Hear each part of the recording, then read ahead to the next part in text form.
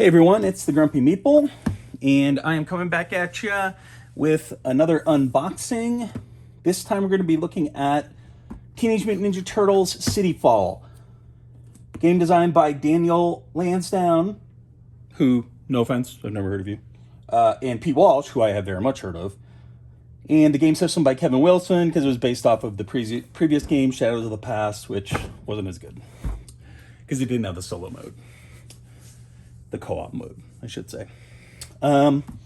So the reason I'm covering this now is because it's part of the AUGS system of games, Adventure Universal Game System, which I really like and which has become relevant because I just got this in the mail.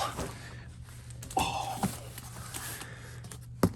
Batman, the Animated Series Adventures All-in Bundle, which is also part of the AUGS system.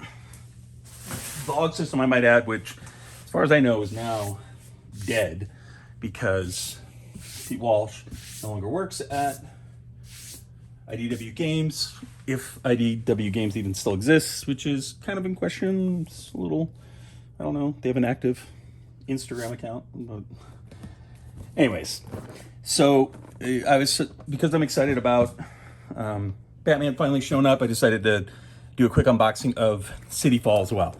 I already have Change is Constant. I've played that one. That's the first game of these, the two that came out for the Turtles games. And so I figured I better pick this up while I still can because I do like it.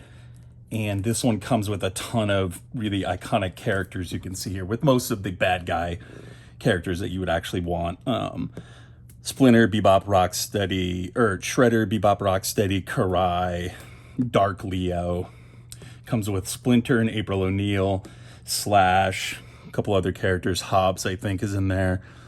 And this system is just really cool. I've never played a cooperative game that felt so much like you really were working together as a team as this one does. Because the conceit of this game system is that each character has a set of dice and you're rolling these dice and then you're sharing out the results. So you're deciding amongst the team, okay, so Leonardo really needs a movement, an extra movement so that he can get up and do his slash attack. Raphael, I know that you were hoping to get, a ranged attack off, but could you re-roll that die so that I could get the movement and we can do this combo? And it just really captures the feel, especially of the actual Ninja Turtles and the way they fight, where they're kind of bouncing off each other and really, really working together and kind of vibing.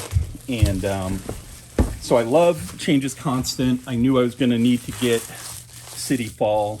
I did not back this one on Kickstarter. I really wish I had, but this was another one, kind of similar to Hero Quest, where at the time I felt like they kind of didn't deserve my money because of the way Shadows on the Past kind of got done dirty. And so I didn't back it.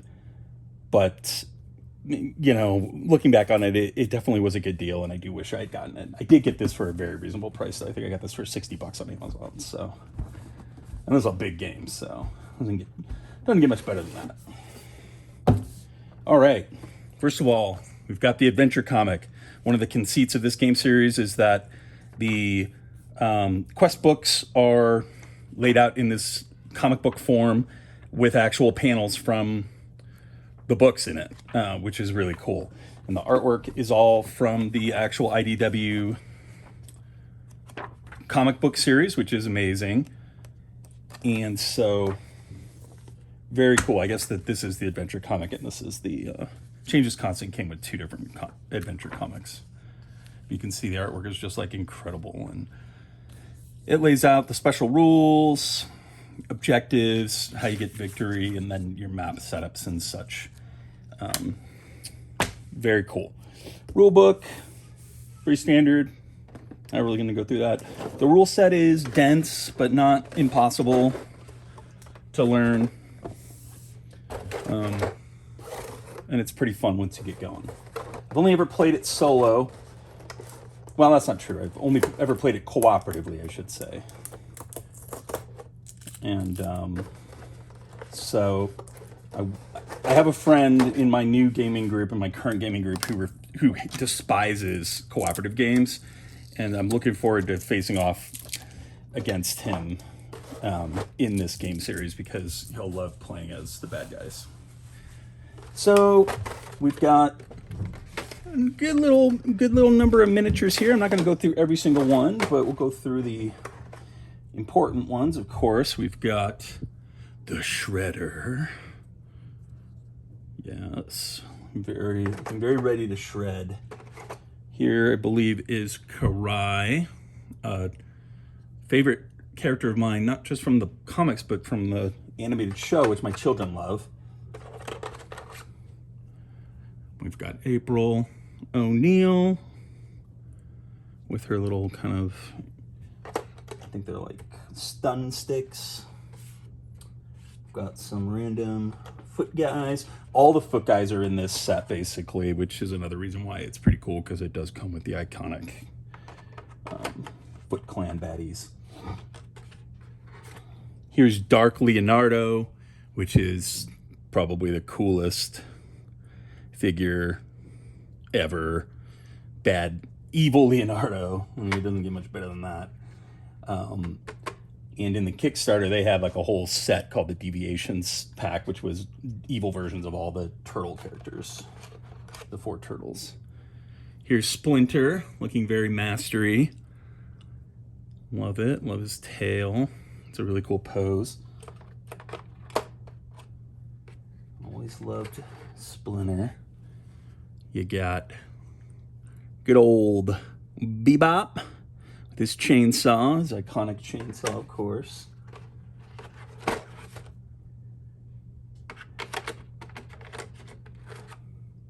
maybe this is April. I'm not sure who this is. I think that this is April. This person is from the Purple Dragons, I believe. This is April because she's got her gauntlets that she zaps people with. Here's Old Hob. He's a villain in the first game, but comes back in this one as a hero. This is the leader of the, I think, the Purple Dragons, or the Gold Dragons, or some dragons. He's basically a thug, but I want to say he's also Casey Jones's dad. It's been a while. It's been a while. And then, of course, you've got Rocksteady, his hammer. Pretty dope looking miniature, all things considered. And then you've got Slash, the big, angry, crazy snapping turtle. Mutated snapping turtle.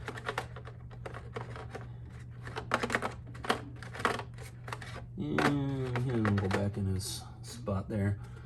And other than that, you know, like I said, you've got some Foot Clan guys and some kind of street tough guys. Purple Dragons, I think they're called. It's a Foot Clan guy with a pretty cool looking kind of chain weapon. And then here's one of the ones with the dope spear. Pretty cool. Pretty cool. Boy, they really did a number on people, though, because you'll note that the one main thing that is not here is the turtles. Of course, they are in the other box. So, brutal. But we forgive them. Tokens. Looks like the maps aren't actually in here. I'm not going to bust these open, but you do get these little pizza tokens that you can use to track health. I almost never use that kind of thing. I will use dice or something along those lines. Here you've got the various little booklets that it comes with. It comes with all sorts of nice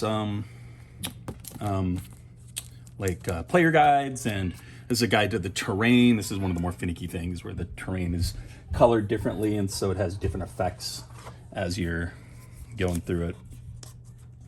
But you can do all sorts of crazy stuff like, you know, grind on a rail and jump off of it and hit everybody on the way down and shit like that if you have the right character with the right abilities. And so we've got, it's like maybe like a discotheque, as you might call it, or a theater. Looks like a movie theater.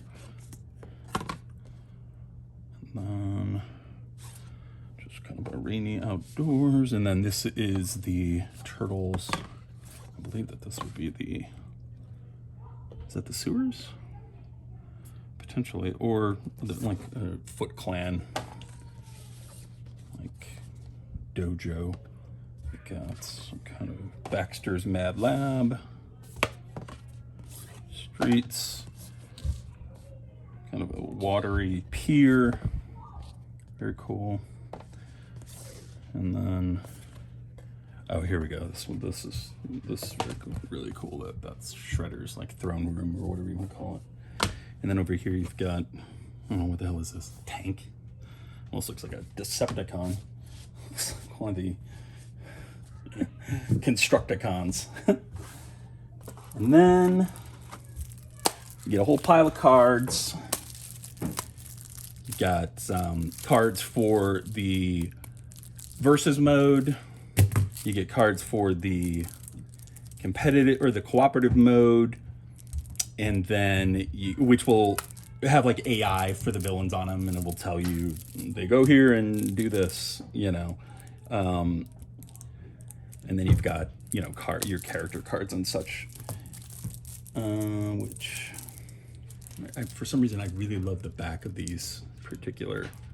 I think those are the character cards. Let's see. So there's Splinter. This, just like this. I don't know. It just gets me. It gets me, guys. Guys and gals. The cards are pretty nice. The component quality overall is pretty nice. Nicer than I was surprised by the first release. Not that IDW can't make a decent game, but it's just I was a little bit surprised. So the cards are really nice and thick. They don't feel cheap. Try and bust open another deck here. See if we can get to, yeah, so here we go. So here's the hero decks.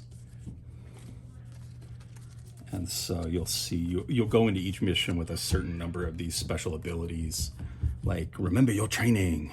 And it'll have a cost, like this cost of focus, Stranger's Mask, meditation, master speed, and again the art, incredible, which is the big draw, one of the big draws for the Batman version, because it has that kind of like iconic, like Paul Dini, is that the guy's name? Artwork from the series. Get some bases and some baggies, and then you get your larger cards for your good guys and your bad guys and such. Purple dragons. And then finally, you get a nice set of chunky dice. Each character has their own unique die. And so that's how the game will play out, is you'll be Splinter. I'm assuming he's the brown. Splinter will be sitting at the table next to April O'Neil. And April will go, oh, I rolled a defense and a katana, but I really need some extra defense. And so the way you line up your dice dictates which ones are shared. The ones on the outside are always shared with the people next to you. So you could say, oh, well, I got some defense too, so I'll feed that to you to help you prepare. And so that's where you get that cooperative, awesome, crunchy cooperative play where you're really collaborating at the table, or if you're like me and you usually sit around playing these games by yourself, talking to yourself a lot. We're talking to you fine folks going forward, since I do have this channel, you know, trying to optimize each round by sharing abilities and re-rolling dice and whatnot. So that's pretty much it. You can see, you know, there's a lot of good stuff here, but it's not overly complicated. It's not thousands of components. It fits back into the box. I actually use the boxes to store this game, which is unusual. And the minis, this in particular, is actually pretty decent because it does have a top. I would actually say that this is functional. This is probably more functional than what you get out of most like CMON campaigns and stuff. And they're not snapped in there like the dreaded Hero Quest ones. They just pop right out. So even if you don't paint, I mean, who wants to have to like muscle their miniatures out of their storage? This, you just snap this on. It's actually really nice storage, miniature storage. So big fan. That's it for the unboxing of Teenage Mutant Ninja Turtles City Fall by IDW Games. And coming in the very near future, hopefully tonight, you will start seeing the unboxings of the Batman, the animated series, all-in Kickstarter bundle. So look forward to that. Hope you enjoyed this, and this is the Grumpy Meeple signing out.